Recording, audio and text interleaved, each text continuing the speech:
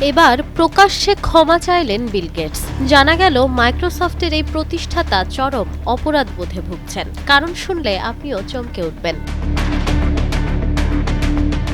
যৌন অপরাধী জেফ্রি এপস্টিনের গোপন বিচারিক ফাইল জনসম্মুখে আসার পর বিশ্বজুড়ে প্রভাবশালী ব্যক্তিদের মাঝে যে চরম অস্বস্তি তৈরি হয়েছিল তা এবার নতুন এক মোড় নিয়েছে। এই তালিকায় থাকা অন্যতম বড় নাম মাইক্রোসফটের সহ-প্রতিষ্ঠাতা বিল গেটস নিজেই এবার মুখ খুলেছেন।